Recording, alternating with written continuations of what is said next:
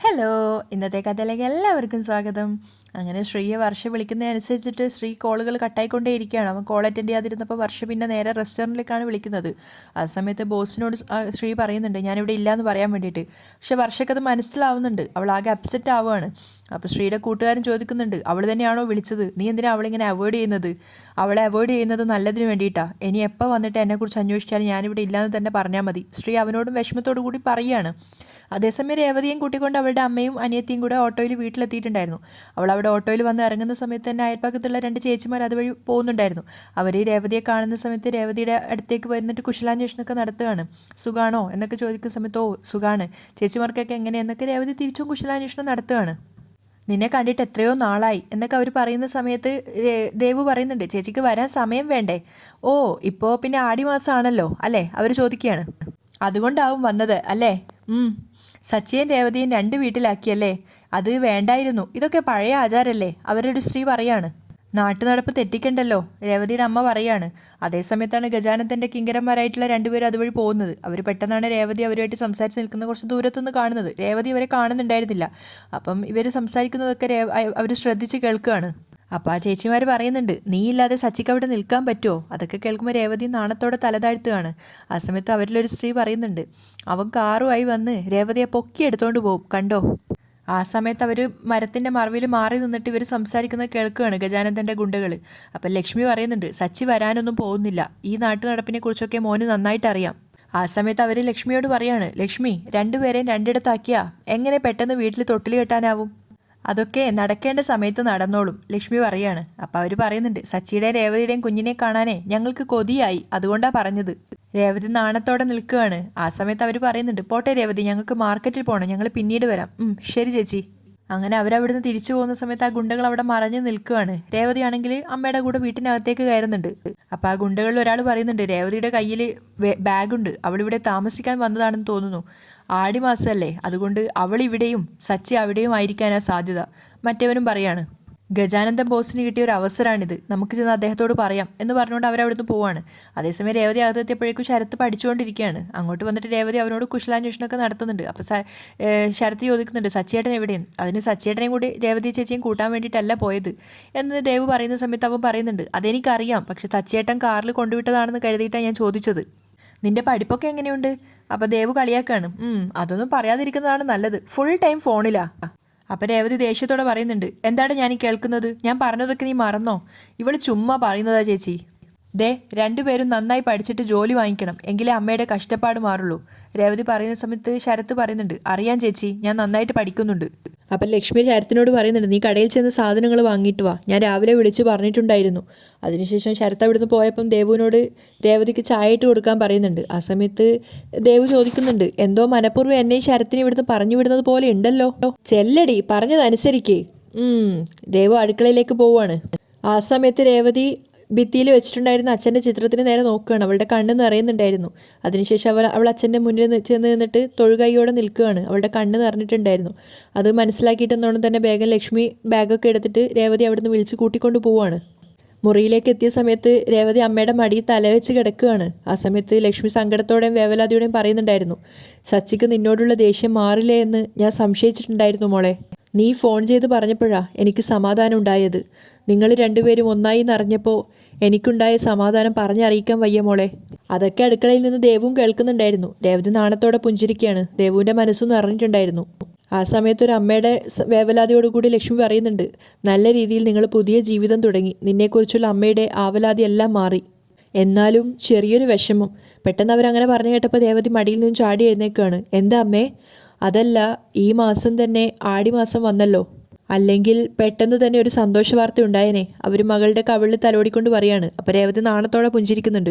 അപ്പം അങ്ങോട്ട് വന്നിട്ട് ദേവ് പറയുന്നുണ്ട്, ചേച്ചി വീട്ടിൽ വന്നത് സന്തോഷമുള്ള കാര്യമല്ലേ? ഞാൻ പറയുന്നത് നിനക്ക് മനസ്സിലാവില്ല, പോടി അവിടുന്ന്, ലക്ഷ്മിയമ്മ പറയാണ്.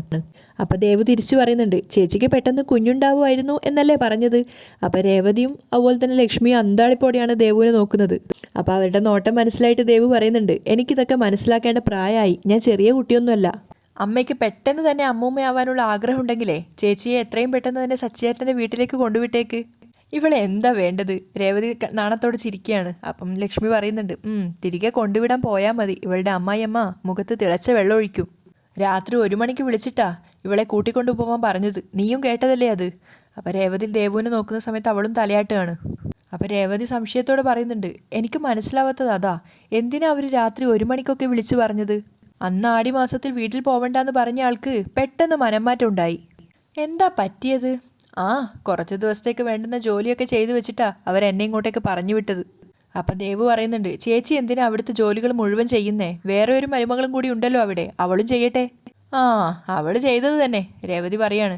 ഡി, നീ അടുക്കളയിലോട്ടേക്ക് ചെല്ല്, പാല് തിളച്ച് മറിയുന്നുണ്ടാവും. ലക്ഷ്മി അമ്മ ദേവുവിനോട് പറയാണ്. പോ, ചായപ്പൊടി ഇട്. അപ്പോഴേക്കും രേവതി പറയുന്നുണ്ട്, ഞാൻ ചായപ്പൊടി ഇടാം, വാ. അങ്ങനെ രണ്ടുപേരും കൂടി അടുക്കളയിലേക്ക് പോവുകയാണ്. അപ്പം പോകുന്നതിനിടയിൽ ദേവു ചോദിക്കുന്നുണ്ട്, അപ്പോൾ അവർ ജോലികളൊന്നും ചെയ്യാറില്ലേ? നേരം വൈകിയാലേ എഴുന്നേക്കുള്ളൂ, പാർലറിൽ നിന്ന് വീട്ടിലെത്താൻ ലേറ്റാവും. വീട്ടിലുള്ളപ്പോൾ അവളെ ജോലി ചെയ്യാൻ അമ്മ വിടുകയില്ല. ഓ, അപ്പോൾ അവർ ചെയ്യേണ്ട ജോലി കൂടി ചേച്ചി ചെയ്യണം അല്ലേ? വേറെ എന്ത് ചെയ്യാൻ പറ്റൂ ദേവു? അവൾ രാവിലെ എഴുന്നേക്കാൻ 10 മണിയാവും. 10 മണിയോ? അതിനിടയിൽ ഞാൻ പൂരിയോ മറ്റെന്തെങ്കിലും ഉണ്ടാക്കി വെച്ചാൽ അത് കഴിക്കത്തില്ല. എണ്ണയിലുണ്ടാക്കുന്നത് കഴിക്കുന്നത് മോശമാണത്രേ. അപ്പോൾ ദേവുവിന് ദേഷ്യം കയറുകയാണ്. ഓ, പിന്നെ അവൾക്ക് പാലിലും തേനിലും ഉണ്ടാക്കി കൊടുക്കണമായിരിക്കും. അത് കേട്ടുകൊണ്ട് അങ്ങോട്ട് വന്ന ലക്ഷ്മി പറയുന്നുണ്ട്, ദേവു, അവൾ പണക്കാരി പെണ്ണ്, അവരുടെയൊക്കെ ആഹാര രീതി വേറെ ആയിരിക്കും. പണക്കാരി? അവളുടെ അഹങ്കാരം കൊണ്ട് അവൾ ഇങ്ങനെയൊക്കെ പറയുന്നത്. ചേച്ചി എന്താ അവിടുത്തെ ജോലിക്കാരിയാണോ? ദേവുവിന് ദേഷ്യം വരുന്നുണ്ടായിരുന്നു. ചേച്ചിയുടെ വിവാഹം അങ്ങനെ നടന്നതിനെ അവൾ പരിഹസിച്ചു. അഹങ്കാരിയാ അവള്. അപ്പം രേവതി പറയുന്നുണ്ട്, അമ്മ പറയുന്നത് കേട്ടിട്ടല്ലേ അവളും പഠിക്കുക. ആരെന്ത് വേണമെങ്കിലും പറഞ്ഞോട്ടെ, എനിക്ക് അതൊക്കെ ഒരു ശീലായി. അപ്പം ദേവു പറയുന്നുണ്ട്, അങ്ങനെ വിട്ടുകൊടുക്കരുത് ചേച്ചി. അവിടുത്തെ അമ്മായിയമ്മ കാണുന്നത് പോലെയാ അവളും ചേച്ചിയെ കാണുന്നത്. പോകുന്നെന്ന് പറയാൻ വേണ്ടി ചേച്ചി അവരുടെ വാതിലിൻ്റെ മുട്ടിയപ്പോൾ അവളുടെ ഒരു ഭാവം കണ്ടിരുന്നോ? അപ്പം ലക്ഷ്മിയമ്മ പറയുന്നുണ്ട്, ദേവു, നീ മിണ്ടാതിരിക്ക്. ഇവളെ കുത്തിയിളക്കി അവിടെ ഒരു പ്രശ്നം ഉണ്ടാക്കാനാണോ നീ ആഗ്രഹിക്കുന്നത്? രേവതി ഒന്നും പറയാതെ പുഞ്ചിരിക്കുമ്പം ലക്ഷ്മി പറയുന്നുണ്ട്, മോളെ, സച്ച് നിന്റെ കൂടെയുണ്ട്. ചന്ദ്രമതിയോടക്കം നിനക്ക് വേണ്ടി സംസാരിക്കുന്നുമുണ്ട്. അവൻ നിന്നെ സ്നേഹിക്കുന്നുമുണ്ട്. അതിൽ പരം നിനക്ക് വേറെ എന്ത് വേണം? ആരെന്ത് പറഞ്ഞാലും നീ ഗൗനിക്കേണ്ടതില്ല. അപ്പം രേവതി നാണത്തോടെ ചിരിക്കുകയാണ്. അപ്പം ദേവു അത് കണ്ടിട്ട് പറയുന്നുണ്ട്, സച്ചേട്ടനെ കുറിച്ച് പറയുമ്പോൾ ചേച്ചിയുടെ മുഖത്തും കണ്ടോ, പൂ വിടരുന്ന പോലെ വിടരുന്നേ. അത് കേട്ടപ്പോൾ രേവതിക്ക് കുറുമ്പോടെ നാണാവുകയാണ്. എന്നിട്ട് അവൾ പുഞ്ചിരിച്ചുകൊണ്ട് പറയുന്നുണ്ട്, അമ്മ പറഞ്ഞത് നേരാ. അദ്ദേഹം എൻ്റെ കൂടെയുണ്ട്, അത് മതി എനിക്ക്. മറ്റൊന്നും എനിക്ക് വിഷയമല്ല. അത് കേട്ടപ്പോൾ ലക്ഷ്മിക്കും ദേവുവിനും ഒത്തിരി സന്തോഷമാവുകയാണ്. അതേസമയം ചന്ദ്രാലയത്തിൽ ഫോണിൽ എന്തൊക്കെയോ ചെയ്തുകൊണ്ടിരിക്കുകയാണ് ശ്രുതി. അങ്ങോട്ടേക്ക് വന്നിട്ട് ചന്ദ്ര പറയുന്നുണ്ട്, മോളെ ഒരു നിമിഷം. എന്നിട്ട് ശ്രുതിക്ക് നേരെ വന്നിട്ട് ശ്രുതിയെ ഒഴിയാണ്. ആ സമയത്ത് അവൾ ചോദിക്കുന്നുണ്ട്, ഇപ്പം എന്തിനാ ആൻറ്റി ഒഴിയുന്നേ? മിണ്ടല്ലേ എന്ന് കാണിച്ചുകൊണ്ട് ഒഴിച്ചിൽ മുഴുവനാക്കണം. എന്നിട്ട് അതിലേക്ക് തുപ്പിയതിന് ശേഷം ചന്ദ്ര പറയുന്നുണ്ട്, രേവതിയുടെ അമ്മയും അനിയത്തിയൊക്കെ ഇങ്ങോട്ടേക്ക് വന്നിട്ടുണ്ടതല്ലേ, അതുകൊണ്ട് ദൃഷ്ടിദോഷം മുഴുവനായിട്ട് കളയണം. അവരുടെ കണ്ണ് കൊണ്ടിട്ടുണ്ടാവും നിനക്ക്. അവളുടെ അമ്മയുടെ കണ്ണ് അങ്ങനെയുള്ള കണ്ണാ. അത് ശ്രുതിയും അംഗീകരിക്കുകയാണ്. അപ്പോൾ ചന്ദ്ര പറയുന്നുണ്ട്, അസൂയക്കാരിയാ, നീയും ശ്രുതിയും സന്തോഷത്തോടെ കഴിയല്ലേ, അതൊന്നും അവർക്ക് പിടിക്കുന്നുണ്ടാവില്ല.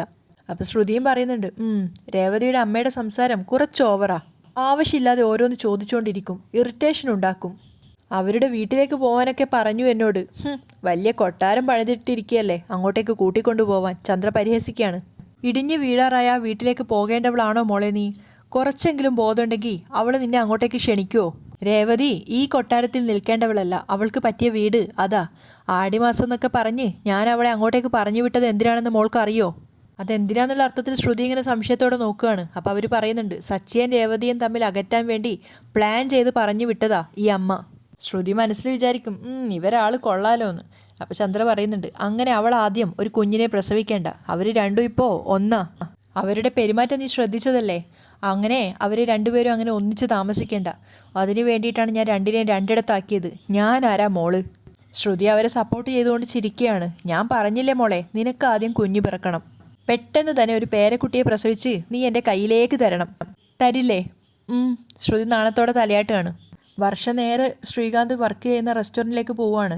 ശ്രീ എന്തോ ആവശ്യത്തിന് വേണ്ടി പുറത്തേക്ക് ഇറങ്ങുമ്പോഴാണ് വർഷയുടെ സ്കൂട്ടർ കാണുന്നത്. ആ സമയത്ത് അവൻ, അയ്യോ ഇവിടെയും വന്നോ എന്ന് പറഞ്ഞുകൊണ്ട് വേഗം തിരിച്ച് റെസ്റ്റോറൻറ്റിലേക്ക് തന്നെ പോയിട്ട് അവിടെയുള്ള ജോലിക്കാരോടൊക്കെ പറയുന്നുണ്ട്, വർഷ എന്നെ അന്വേഷിച്ച് വന്നു കഴിഞ്ഞാൽ ഞാനിവിടെ ഇല്ലയെന്ന് പറയണം. എടാ, ഞാൻ പറഞ്ഞാലും മറ്റുള്ളവർ വഴി അവൾ അറിയില്ലേ, മറ്റുള്ളവരെയൊക്കെ ഞാൻ ഏർപ്പാടാക്കിയിട്ടുണ്ട്, നീ ദയവ് ചെയ്ത് അവളോടൊന്ന് പറഞ്ഞ് അവളോടൊന്ന് പറഞ്ഞു വിട് എന്നൊക്കെ പറയാണ്. അതുകൊണ്ട് തന്നെ വർഷ അകത്തേക്ക് കയറുന്ന സമയത്ത് അവൻ വേഗം വർഷയോട് സംസാരിച്ച ശേഷം പറയുന്നുണ്ട്, ഭക്ഷണം കഴിക്കാനാണെങ്കിൽ ഇരിക്കുന്നൊക്കെ പറയുമ്പോൾ വർഷ പറയാണ്, ഞാൻ ഭക്ഷണത്തിന് വന്നതല്ല, വന്നതല്ല, ശ്രീകാന്തിനെ അന്വേഷിച്ച് വന്നതാണ്. അതിന് ശ്രീകാന്ത് ഇവിടെ ഇല്ലല്ലോ, വീട്ടിലേക്ക് പോയല്ലോ എന്ന് പറഞ്ഞു. അപ്പം ഇവിടെ ഉണ്ടായിരുന്നില്ലേ? ഉണ്ടായിരുന്നു, കുറച്ച് നേരത്തെയാണ് പോയത്. ആണോ എന്ന് പറഞ്ഞുകൊണ്ട് വർഷ അവൻ്റെ ഫോണിലേക്ക് കോൾ ചെയ്യുകയാണ്. അപ്പം ശ്രീകാന്ത് അവിടെ ബാത്റൂമിൽ മാറി നിൽക്കുന്നുണ്ടായിരുന്നു. അവൻ നോക്കുന്ന സമയത്ത് അവൻ്റെ ഫോൺ അവൻ്റെ കയ്യിലില്ല. അപ്പം വർഷ വിളിക്കുമ്പോൾ ശരിക്കും അത് അവരുടെ ബോസിൻ്റെ അടുത്തു നിന്നാണ് റിങ് ചെയ്യുന്നത്. ആ സമയത്ത് അവൾ പോയിട്ട് അവൻ്റെ ഫോൺ എടുക്കുകയാണ്. അതുകൊണ്ട് അവൾ ദേഷ്യത്തോടെയാണ് കൂടെയുള്ള അവനോട് സംസാരിക്കുന്നത്. അവൻ്റെ ഫോൺ ഇവിടെ ഉണ്ടല്ലോ, അതവൻ എടുക്കാൻ മറന്നുപോയത്, കുറച്ചു നേരം കഴിഞ്ഞ് വന്നാൽ എടുത്തോളും എന്നൊക്കെ പറഞ്ഞിട്ട് അയാൾ തടി തപ്പാൻ നോക്കുകയാണ്. പക്ഷേ വർഷ പറയുന്നുണ്ട്, ഇനി അവനോട് ഇവിടെ വന്ന് ഫോൺ എടുക്കണ്ട, എൻ്റെ അടുത്തേക്ക് വന്നാൽ മതി എന്ന് പറ എന്ന് പറഞ്ഞുകൊണ്ട് ഫോണും കൊണ്ട് പോവാണ്. അപ്പം എടാ എൻ്റെ ഫോണ് എന്ന് പറഞ്ഞുകൊണ്ട് ശ്രീകാന്ത് പിന്നാലെ വരുന്നുണ്ട്. നീ എന്തിനാ അവൾക്ക് ഫോൺ കൊടുത്തത്? എടാ ഞാൻ കൊടുത്തതല്ല, അവൾ എടുത്തോണ്ട് പോയതല്ലേ, നീ കണ്ടതല്ലേ എന്നൊക്കെ അവനും പറയുന്നുണ്ട്. അങ്ങനെ ശ്രീകാന്ത് പിന്നാലെ തന്നെ ഇറങ്ങി വർഷ എൻ്റെ ഫോൺ വർഷ എന്നൊക്കെ വിളിക്കുന്നുണ്ട്. പക്ഷെ അവൾ കേട്ടെങ്കിലും മൈൻഡ് ആക്കുന്നില്ല. അവൾക്ക് മനസ്സിലായിട്ടുണ്ടായിരുന്നു ശ്രീകാന്ത് അവിടെ ഉണ്ട് എന്നുള്ളത്. അതുകൊണ്ട് തന്നെ ശ്രീകാന്ത് പിന്നാലെ വരാൻ വേണ്ടിയിട്ട് അവൾ ആ ഫോണും കൊണ്ട് പോവാണ്. ശ്രീയാണെങ്കിൽ ആകെ പെട്ട അവസ്ഥയിലായി. അതേസമയം വീട്ടിലെത്തിയിട്ടുണ്ടായിരുന്നു നമ്മുടെ സച്ചി. ജോലിയൊക്കെ കഴിഞ്ഞ് രാത്രി ആയപ്പോഴേക്കും അവൻ വന്ന സമയത്ത് അച്ഛൻ അവിടെ സോഫയിൽ കിടന്ന് ഉറങ്ങുന്ന കണ്ടപ്പോൾ ഒരു പാവം തോന്നുകയാണ്. അച്ഛനെ വിളിക്കാൻ നോക്കിയിട്ട് പിന്നെ അവൻ വിചാരിക്കും വേണ്ട ഉറങ്ങിക്കോട്ടെ. അങ്ങനെ വേഗം വന്നിട്ട് ഡൈനിങ് ടേബിളിൽ വെച്ചിരിക്കുന്ന ഫുഡൊക്കെ നോക്കുകയാണ്. ആ സമയത്ത് ഒരു ഉപ്മാവാണ് അവിടെ ഉള്ളത്. അവനതെടുത്ത് വായി വെച്ച് നോക്കുമ്പോൾ ഒട്ടും ടേസ്റ്റ് ഉണ്ടായിരുന്നില്ല. അങ്ങനെ അതിനുശേഷം അവൻ എന്താ ഇവിടെ ഉണ്ടാക്കി വെച്ചിരിക്കുന്നേ എന്നൊക്കെ വിചാരിച്ചുകൊണ്ട് രേവതി എപ്പോഴും വിളിക്കുന്ന പോലെ വിളിക്കുകയാണ് മുകളിലേക്ക് നോക്കിയിട്ടൊക്കെ. ആ സമയത്താണ് രവി ഉറക്കം ഞെട്ടി എഴുന്നേൽക്കുന്നത്. എടാ നീ എന്തിനാ രേവതിയെ വിളിക്കുന്നത്? അല്ല ഈ ഫുഡിൻ്റെ കാര്യം, രേവതി ഇവിടെ ഇല്ല, അവളുടെ അമ്മ വീട്ടിൽ പോയിരിക്കല്ലേ. അയ്യോ ഞാനത് മറന്നു എന്നും പറഞ്ഞുകൊണ്ട് അവൻ അവിടെ ഇരിക്കുകയാണ്. എന്നിട്ട് നീ പോയി കുളിച്ച് മാറ്റി, അച്ഛനെന്താ ഉറങ്ങാത്തത്? ഞാൻ നിന്നെയും കാത്തിരുന്നതാ, അപ്പം പിന്നെ മയങ്ങിപ്പോയി, അപ്പം നീ വരാൻ വേണ്ടി കാത്തുന്നതൊക്കെ പറയും. അപ്പോൾ സച്ചിക്ക് അച്ഛനോട് ഭയങ്കര ഒരു സ്നേഹം തോന്നുകയാണ്. അപ്പം നീ പോയി കുളിച്ച് മാറ്റി വന്ന് ഭക്ഷണം കഴിക്കുക. ഈ ഭക്ഷണമാണോ കഴിക്കേണ്ടത്? ഇതാരും ഉണ്ടാക്കിയത്? വേറെ ആരാ നിൻ്റെ അമ്മ ഉണ്ടാക്കിയത്? അയ്യേ ഇതെങ്ങനെയാ അച്ഛൻ കഴിക്കുക? പിന്നെ നീ പട്ടിണി കിടക്കാൻ പോവാണോ? ഞാൻ വല്ല പഴമോ മറ്റോ എടുത്ത് കഴിച്ചോളാം. എടാ രേവതി വരുന്നതിന് മുമ്പ് നീ ഇത് തന്നെയൊക്കെയല്ലേ കഴിച്ചുകൊണ്ടിരുന്നത്? അപ്പം സച്ചി ഇങ്ങനെ ഒരു ചമ്മിയ പോലെയൊക്കെ നിൽക്കുകയാണ്. അച്ഛാ അത് ആകെ കലിഞ്ഞു പോലെയുള്ളത്, അതെങ്ങനെയാണ് കഴിക്കുക അച്ഛാ? അങ്ങനെ അവർ രണ്ടുപേരും അങ്ങനെ സംസാരിച്ചുകൊണ്ടിരിക്കുമ്പോഴാണ് മുകളിൽ നിന്നും രാത്രി കുടിക്കാനുള്ള വെള്ളം എടുക്കാൻ വേണ്ടിയിട്ട് പുഞ്ചിരിച്ചുകൊണ്ട് ശ്രുതിയും അതുപോലെ ശ്രുതിയും ഇറങ്ങി വരികയാണ്. അപ്പം അത് കണ്ടിട്ട് സച്ചി ഇങ്ങനെ അതിശയത്തോടെ നിൽക്കുകയാണ്. അതുമാത്രമല്ല അവൻ അച്ഛനോട് ചോദിക്കുന്നുണ്ട്, ഈ പെണ്ണ് ആടിക്ക് പോയില്ലേ? ശ്രുതി എന്തിനാണ് ആടിക്ക് പോകുന്നത്? രവി തിരിച്ചു ചോദിക്കുകയാണ്. ഈ അച്ഛൻ്റെ ഒരു തമാശ. ആടിക്കല്ല, ആടിക്ക് എന്തുകൊണ്ടാണ് അമ്മ വീട്ടിൽ പോവാത്തേന്ന്. ഓ അങ്ങനെ. അപ്പോഴേക്കും ചന്ദ്ര അങ്ങോട്ടേക്ക് വരുന്നുണ്ട്. എന്തോ ആടിമാസത്തിൽ പിരിഞ്ഞിരിക്കണമെന്ന് നിങ്ങൾ തന്നെയല്ലേ പറഞ്ഞത്? എന്നിട്ട് ആ പെണ്ണെന്താ ഇവിടെ? അപ്പോഴേക്കും ചന്ദ്ര ചോദിക്കുന്നുണ്ട്, അവൾ ഇവിടെ അല്ലാതെ വേറെ എവിടെ പോവാനാടാ? അപ്പം സച്ചി പരിഹസിച്ചുകൊണ്ട് ചിരിക്കുകയാണ്. ആടിമാസത്തിൽ ഗർഭിണിയായ മേടമാസത്തിൽ കുഞ്ഞു പിറക്കും, അത് ദോഷമാണ്, അതിനാൽ പിരിഞ്ഞിരിക്കണമെന്ന് അച്ഛൻ തന്നെയല്ലേ പറഞ്ഞത്? സച്ചിയുടെ ശബ്ദം കേട്ട് അങ്ങോട്ട് വന്ന് ശ്രുതിയോട് തലയാട്ടിക്കൊണ്ട് ചോദിക്കേണ്ട എന്താ പ്രശ്നമെന്ന്. അപ്പം സച്ചി പറയുന്നുണ്ട്, അതുകൊണ്ടാണല്ലോ രേവതി അമ്മ വീട്ടിലേക്ക് പറഞ്ഞു വിട്ടത്. പിന്നെ ഇവളെ എന്തിനാ ഇവിടെ നിർത്തിയിരിക്കുന്നത്? സച്ചി ശ്രുതിക്ക് നേരെ കൈ ചൂണ്ടിക്കൊണ്ട് ചോദിക്കുകയാണ്. അപ്പം ശ്രുതിയും പരസ്പരം മുഖത്തോട്ട് നോക്കുന്നുണ്ട്. അവിടെയാണ് ഇന്നത്തെ എപ്പിസോഡ് വൈൻഡപ്പ് ചെയ്യുന്നത്.